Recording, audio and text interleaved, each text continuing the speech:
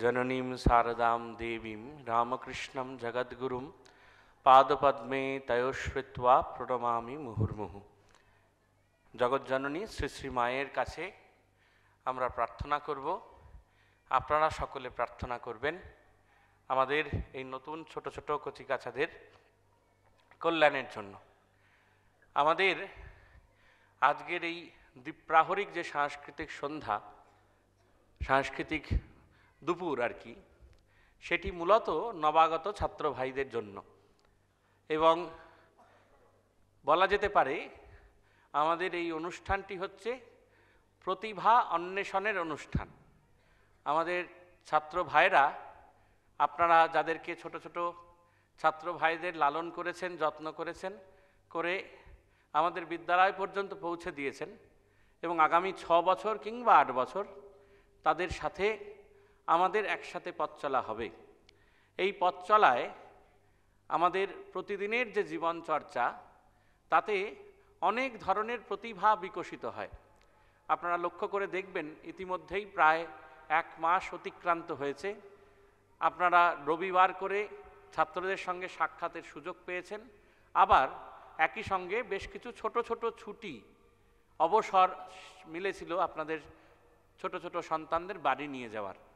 সব মিলিয়ে আপনাদের মোটামুটি একটি ধারণা তৈরি হয়েছে যে ছাত্রদের আমরা বিভিন্ন জায়গায় বিভিন্ন দায়িত্ব দিই। আমাদের ছাত্ররা, আপনারা দেখছিলেন যখন দুপুরে প্রসাদ পাচ্ছিলেন গদাধর ভবন কিংবা শিবানন্দ ভবনে, তখন দেখছিলেন 10ম শ্রেণীর ছাত্ররা সুন্দর আজ্ঞাবহতার সঙ্গে যত্ন করে ছাত্ররা খাবার পরিবেশন করছিল, ভাত, ডাল, তরকারি, চাটনি, অন্যান্য জিনিস। এবং এই সবটিরই কিন্তু আলাদা করে কোনো প্রশিক্ষণ হয়নি। নিত্যদিনের যে জীবনচর্যা, নিত্যদিন আমাদের এখানে যে হস্টেলে ছাত্র ভাইরা খেতে বসে, তাদের দায়িত্ব দেওয়া থাকে এই সার্ভিংয়ের জন্য। বাবা মায়েরা কয়, কেউ কেউ আঁতকে উঠতে পারেন, ওরে বাবা, ওরা ভাত দিচ্ছে, বাড়িতে তো 1 গ্লাস বোধহয় জল ভরেও খাওয়া হয়নি, তাই তো? কিন্তু ছাত্রদের এই প্রশিক্ষণটা একেবারে 5ম শ্রেণী থেকে শুরু হয়। আমাদের ছাত্রদের ব্লক লিডার থাকে। আপনারা দেখেছেন উত্তর, পশ্চিম, পূর্ব, দক্ষিণ বিভিন্ন ব্লক আমাদের ভবনগুলিতে আছে। সেই ব্লকের একজন করে লিডার নির্বাচিত হয়। এবার ব্লক লিডারের কি কাজ? ব্লক লিডারের কাজ ছাত্র ভাই অন্যান্য যারা আছে তার সহপাঠী, তারা ঠিক ঠিক সময় মশারি টাঙালো কিনা, কিংবা খাওয়ার ঘরে যদি দেখা গেল কোনো সংখ্যা কম, তাহলে ব্লক লিডারদের কখনো দায়িত্ব দেওয়া হয় গোনার জন্য। আবার তাদের ব্লকে সমস্ত ঘর ঠিক ঠিক করে পরিষ্কার পরিচ্ছন্ন আছে কিনা, লন্ড্রি থেকে জামা কাপড় এসছে, সেই জামা কাপড়গুলো পৌঁছে দেওয়া যাবে কিনা, এই সমস্ত কিছুর দায়িত্ব থাকে ব্লক লিডারদের উপর। ছোটবেলায় ব্লক লিডারের দায়িত্ব কিন্তু খুব জোরালো। আপনারা দেখবেন রাস্তায় পথে ঘাটে ট্রাফিক পুলিশ, এখন তো সিভিক ভলান্টিয়ার থাকলে আমরা যেমন শুনতে বাধ্য হই, আমাদের ব্লক লিডারদের কিন্তু সেরকম ক্ষমতা থাকে না, এটা করা যাবে না। আর 5ম কিংবা 6ষ্ঠ শ্রেণীতে ছাত্রদের এই পদের গুরুত্ব কিন্তু খুব বেশি। আরেকটি সুন্দর পদ আছে ছাত্রদের, সেই পদটা বলা হয় ডিসি, অর্থাৎ ডিশ চেকার। ছাত্রদের প্রত্যেকের একটি করে থালা, একটি করে গ্লাস দেওয়া আছে এবং সেগুলি ছাত্রদের যে নির্দিষ্ট ডাইনিং হল সেইখানেই রাখা থাকে, তাই তো? ঠিক বলছি 5-এর ছেলেরা? হ্যাঁ, 7 তো জানোই, তাই তো? এবার প্রত্যেক ছাত্র খাবার পর যে থালাটি ধোয়, ডিশ চেক, সেই থালাটি ঠিক ঠিক করে ধোয়া হলো কিনা সেটি কিন্তু ডিশ চেকারের দেখবার দায়িত্ব। এবং ডিশ চেকার যদি সিগন্যাল দেয়, হ্যাঁ থালাটি ঠিক ঠিক ধোয়া হয়েছে, তবেই কিন্তু ছাত্রের মুক্তি, নতুবা ছাত্রের মুক্তি নেই। এই ছোট ছোট দায়িত্ব বিভিন্ন ক্ষেত্রে ছাত্রদের কিন্তু পরবর্তী জীবনে অনেক বড় দায়িত্ব পালন করতে শেখায়। এই বড় দায়িত্ব পালন করতে শেখায়, যেমন প্রতিদিনের জীবনে আমরা ছাত্রদের দায়িত্ব দিই। আরেকটি গুরুত্বপূর্ণ দায়িত্ব রয়েছে, 2টি পদ রয়েছে, সেটা আমাদের বিদ্যালয়ে বলা হয় বিদ্যার্থী সংসদের দায়িত্ব, বিদ্যার্থী সংসদ। এই বিদ্যার্থী যে সংসদ আছে, আজকে বিদ্যার্থী ব্রত হলো বিদ্যার্থীদের, সেই বিদ্যার্থী সংসদ আমরা ছোট করে ছোট ফর্মে বলি ভিএস। 2 জন করে ছাত্র ভিএস নির্বাচিত হয় 1 মাস কিংবা 2 মাসের জন্য। তাদের কিন্তু ভীষণ দায়িত্ব। এই দেখলেন খাওয়ার ঘরে মন্ত্র পড়া হয়, এই মন্ত্র পড়ার মূল দায়িত্ব কিন্তু ভিএস। ভিএস বলবে যে হ্যাঁ সবাই এসে গেছে, বসে গেছে, তাহলে এবার মন্ত্র দেওয়া যাবে। খাওয়া যখন শেষ হবে তখন ভিএসের দায়িত্ব এবার জয়ধ্বনি। আপনারা দেখলেন আমরা জয় দিলাম, এই জয়ধ্বনি দেওয়া যাবে। সকালের প্রেয়ার হল, বিকেলে সন্ধ্যের প্রেয়ার হল, সেখানে কোনো ছাত্র হয়তো আসেনি, এসে পৌঁছয়নি, ধুতি পড়তে দেরি হচ্ছে বা কখনো টয়লেটে গেছে, তাহলে সংখ্যা যে গুনতি করা হবে তাতে দেখা গেল 1-2 কম পড়ে। যদি পড়ে তাহলে হাউস মাস্টার তৎক্ষণাৎ কাকে দায়িত্ব দেন? ভিএসকে। ভিএস সঙ্গে সঙ্গে ঘর ঘর ঘুরে দেখে আসে বা বাথরুমে গিয়ে দেখে আসে কেউ বাথরুমে আছে কিনা, কিংবা ঘরের মধ্যে কেউ রয়ে গেছে কিনা, এই সমস্ত দায়িত্ব। রাত্রেবেলা 10:15 কিংবা 10:30 যখন লাইট অফ হবে, সেই তার আগে সবাই মশারি টাঙালো কিনা, ব্লক লিডারের গুরুত্বপূর্ণ দায়িত্ব। এই সমস্ত দায়িত্ব পালন করলেই আমরা বিশ্বাস করি বা আমরা দেখেছি, আমি নিজে 9 বছর বিদ্যালয়ে আছি, 8 বছর এই প্রধান শিক্ষকের কাজ করছি, এই দেখেছি বা আমার পূর্ব যে সমস্ত মহান সন্ন্যাসীরা এই কাজ করেছেন বা আদর্শ শিক্ষক মণ্ডলী যারা এই দায়িত্ব সামলেছেন, ভবন শিক্ষকেরা আছেন যারা সামলেছেন, তাদের প্রত্যেকের অভিজ্ঞতালব্ধ ফল এটি যে এই ছোট ছোট দায়িত্ব কিন্তু আগামী দিনে আমাদের বড় বড় দায়িত্বের নেতা তৈরি করবে। সেই নেতা রাজনৈতিক নেতা নয়, মঞ্চে দাঁড়িয়ে বলবে ভোট দাও নয়, সেই নেতা বড় বড় কোম্পানি চালাবে, বড় বড় হাসপাতাল চালাবে, বড় বড় বিশ্ববিদ্যালয় চালাবে। সেই আগামী দিনের নেতা যারা দেশকে নেতৃত্ব দেবে প্রথম সারিতে থেকে, তারা এই বিদ্যালয়ে সযত্নে লালিত হয়। আজকের এই অনুষ্ঠানের মূল উদ্দেশ্য এটি। আপনারা জানেন আমাদের মূল উদ্দেশ্য একই সঙ্গে শারীরিক, মানসিক, বৌদ্ধিক, সাংস্কৃতিক এবং আধ্যাত্মিক এই সমস্ত কিছুর মেলবন্ধনে একটি পরিপূর্ণ ছাত্র তৈরি করা, পরিপূর্ণ কিশোর তৈরি করা, যে কিশোর যৌবনে পা দেওয়ার সঙ্গে সঙ্গে বিদ্যালয় থেকে আরও উচ্চশিক্ষার ক্ষেত্রে মহাবিদ্যালয় বা বিশ্ববিদ্যালয়ে এগিয়ে যাবে। এই সমস্ত কিছুর একেবারে প্রথম ধাপ পঞ্চম শ্রেণী। সে কারণে আজকের এই দিনে আমরা ছাত্রদের যে ভেতরের সুপ্ত প্রতিভা আছে, কেউ গাইতে পারে, কেউ আবৃত্তি করতে পারে, আবার দেখবেন বার্ষিক উৎসবের সময় কেউ খুব সুন্দর নাটক করতে পারে, কেউ ভালো কবিতা লেখে, কেউ ভালো ছবি আঁকে, কেউ ভালো গল্প লেখে। এই সমস্ত কিছুর কিন্তু উন্মুক্ত দ্বার বা উন্মুক্ত একটি পীঠস্থান এই নরেন্দ্রপুর বিদ্যালয়। প্রত্যেক সপ্তাহের শুক্রবার সন্ধেবেলা ছাত্রদের জন্য সেটি নির্দিষ্ট থাকে কোনো প্রতিযোগিতার জন্য, কখনো গানের প্রতিযোগিতা, কখনো আবৃত্তি প্রতিযোগিতা, কখনো তাৎক্ষণিক বক্তৃতা প্রতিযোগিতা, আবার কখনো গল্প বলা প্রতিযোগিতা। যারা গল্প লেখে বা কবিতা লেখে তাদের জন্য আমরা একটা শিশু কিশোর সাহিত্য সম্মেলন করি। সেখানে কোনো গুণী মানুষেরা আসেন, কবি বা সাহিত্যিক কেউ আসেন, তারা ছাত্রদের কাছ থেকে সম্মুখে এই পাঠ শোনেন এবং তার জন্য আরও কিছু করা যায় কিনা বা ছাত্রদের আরও উৎসাহ প্রদান করেন। এভাবেই আমাদের প্রতিদিনের জীবনচর্যা বা নিত্য নৈমিত্তিক যে যাপন তা এই বিদ্যালয়ে পালিত হয়। আপনাদের এই প্রথম বিদ্যালয়ের যে অগ্নিসাক্ষী করে ছাত্ররা বিদ্যার্থী ব্রত করল, আমাদের বিদ্যালয়ের তরফ থেকে যেন একটি শিলমোহর পড়ল যে আমাদের বিদ্যালয়ের ছাত্র হিসেবে আমাদের বিদ্যালয়ে এ যাবৎকাল এই 68 বছর প্রায় অতিক্রান্ত হতে যাচ্ছে, এই যাবৎকাল যত ছাত্র এসেছে, যত ছাত্র মাধ্যমিকের গণ্ডি বা উচ্চ মাধ্যমিকের গণ্ডি পেরিয়েছে, তাদের প্রত্যেকের জীবনে এই মহত্তম দিনটি এসেছে। এবং আপনারা দেখেছেন আমরা কালকে গ্রুপেও একটি মেসেজ পাঠিয়েছিলাম যে 5টি মন্ত্রের মাধ্যমে আজকে আমাদের ছাত্ররা হয়তো অনুধাবন করতে পারবে না এই বয়সে, কিন্তু বেশ কয়েকটি বছর পার হয়ে যাওয়ার পর বা এই নরেন্দ্রপুরের চৌকাঠ বেরিয়ে যখন আরও বড় পৃথিবীর জন্য ওরা তৈরি হয়ে যাবে, তখন বুঝতে পারবে আজকের দিনে কি মহত্তম আদর্শের কথা বা আদর্শের পাঠ ওরা অগ্নি সাক্ষী করে নিয়েছে। তাই আজকের এই দিনটি বিশেষ দিন। আপনাদের কাছে একটি অনুরোধ করব, আগামী যে পথ চলাটা আমাদের শুরু হবে তাতে অনেক ঠুকঠাক আওয়াজ হবে। বাড়িতে যখন এক জায়গায় বাসনপত্র রাখেন তখন বাসনপত্র, ঘটির সঙ্গে বাটি, বাটির সঙ্গে গ্লাস, গ্লাসের সঙ্গে চামচ, চামচের সঙ্গে হাতা, এইসব থেকে টুংটাং আওয়াজ হয়। কখনো জোরে আওয়াজ হয়, কখনো কম আওয়াজ হয়। আমরা অতি সাবধানে রাখার চেষ্টা করি যাতে আওয়াজ কম হয়। এই সাবধানতাটা, এই আওয়াজটা যাতে কম হয় সেইটার চেষ্টাটা আমরা আপনারা একসাথে করব। যাতে আওয়াজ হবে না এমনটা বলা যায় না, হবেই, একসঙ্গে থাকলে নিশ্চয়ই সুবিধে এবং অসুবিধে হবে, কিন্তু আমরা চেষ্টা করব এই আওয়াজটা যতটা কম হওয়া যায়, কম করা যায়। আমি প্রথম দিন আপনাদের বলি যে আপনারা অনেক কষ্ট স্বীকার করে এই আগামী 6টি বছর কিংবা আগামী 8টি বছর বিদ্যালয়ে আসবেন, কখনো আমাদের ডাকে, কখনো নিজেদের তাগিদে, বা কখনো অনাহুত হয়ে এই বিদ্যালয়ে আসবেন। রোদ, জল, ঝড়, বৃষ্টি, প্রচণ্ড উত্তাপ বা শৈত্যপ্রবাহ, এই সমস্ত কিছুকে মাথায় নিয়ে তার একটি কারণ, আপনার ছাত্রটিকে, আপনার সন্তানটিকে যাতে একটু সময় দেওয়া যায়। এই আগামী 6টি বছর কিংবা 8টি বছর চলতে গিয়ে দেখবেন বিদ্যালয়ের তরফে কখনো কখনো কড়া নির্দেশিকা আপনাদের কাছে যায়।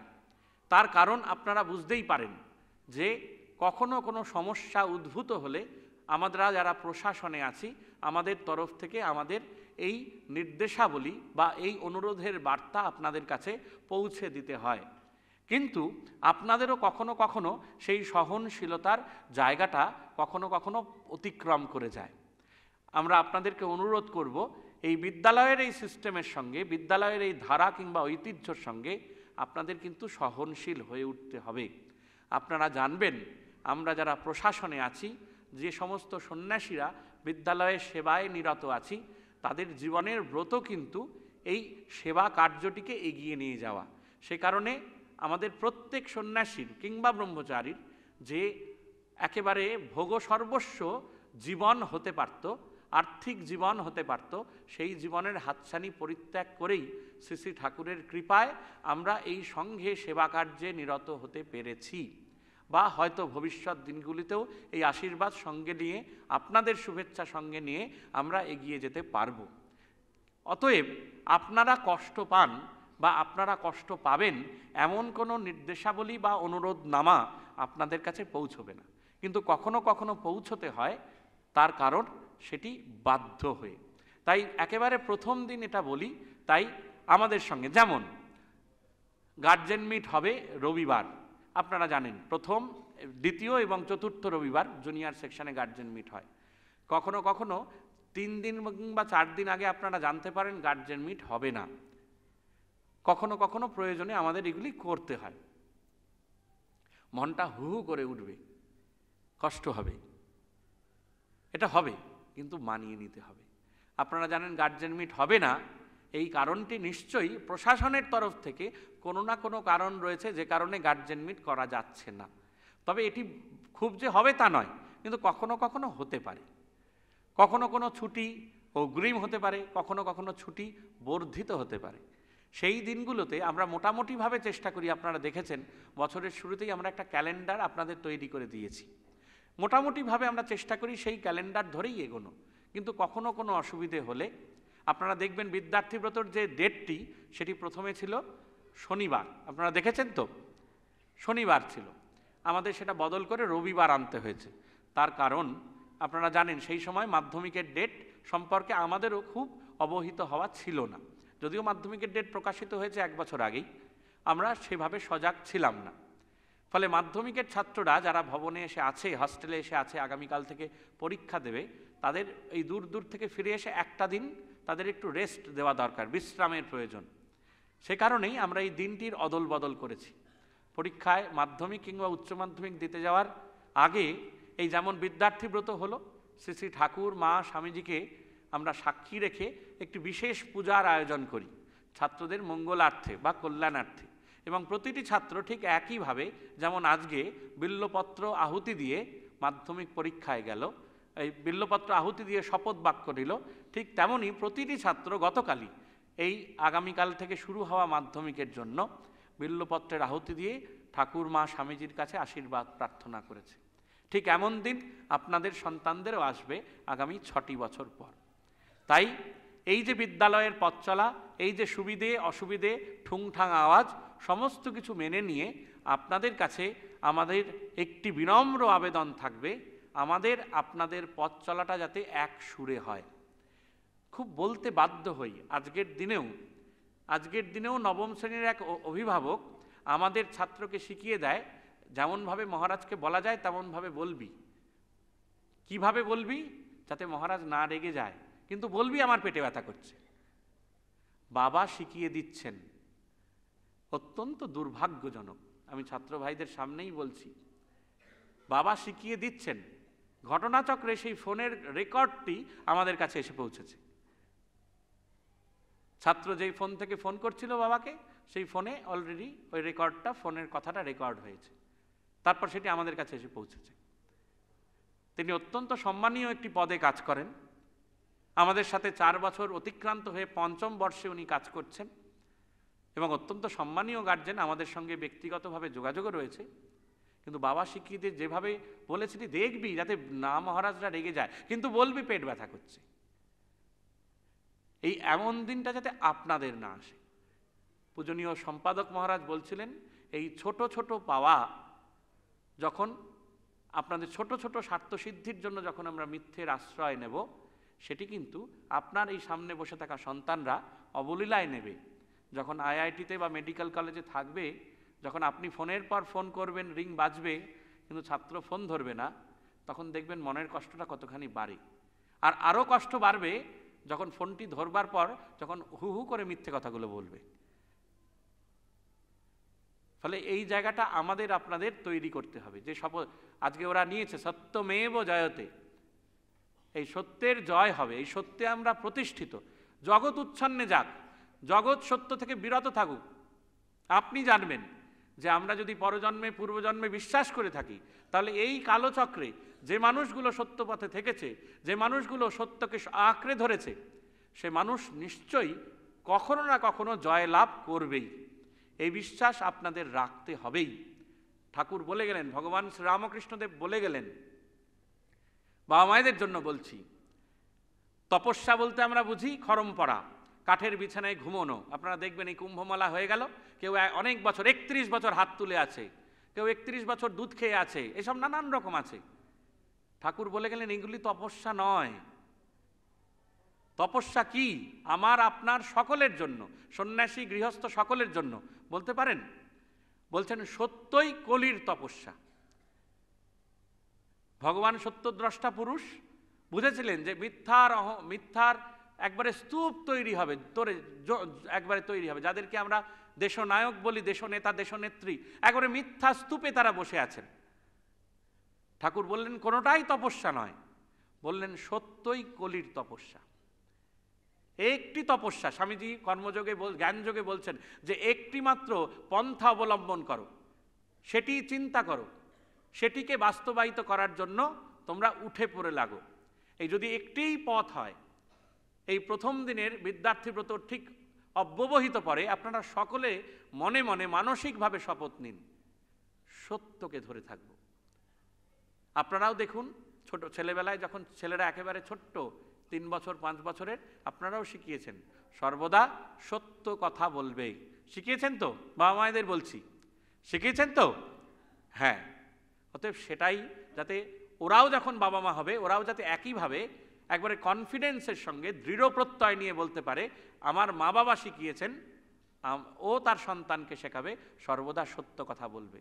প্রজন্মের পর প্রজন্ম এই শাশ্বত সত্যে, ওই শাশ্বত মন্ত্রে বিশ্বাস করতে হবে। যদি বিশ্বাস করতে পারেন, তাহলে আগামী 6 বছর বা 8 বছর কেন, আগামী জীবনগুলো রামকৃষ্ণ ভাবময়, রামকৃষ্ণ বিবেকানন্দ মা শারদা ভাবময় হয়ে উঠবে। এই বিদ্যালয় খোলার বা বিদ্যালয়ের পেছনে স্বামীজির অনেক স্বপ্নের, ভারতের চিন্তা রয়েছে। স্বপ্ন সম্ভূত প্রতিষ্ঠান। আপনারা শুধুমাত্র সন্তানকে দিলেন তা নয়, শুধুমাত্র বিদ্যালয়ে অভিভাবক হলেন, আমি হেডমাস্টার, আপনারা অভিভাবক, এই সম্পর্ক নয়। আমাদের বিদ্যালয়ের হেডমাস্টার কিন্তু সম্পাদক, ওই যিনি বসে আছেন তিনি। আমরা কাজ করছি মাত্র।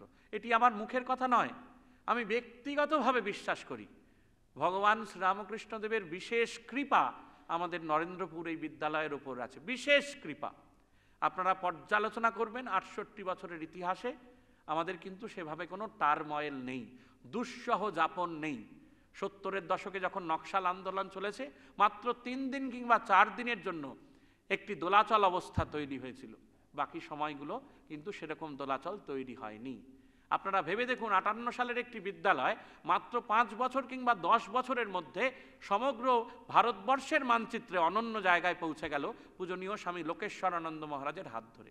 কি করে সম্ভব? ভগবান শ্রীরামকৃষ্ণদেবের প্রত্যক্ষ আশীর্বাদ থাকলে তবেই সম্ভব। আপনারা বিশ্বাস করবেন, আমি বলছি আমার গায়ের এই লোমগুলো খাড়া হয়ে উঠছে।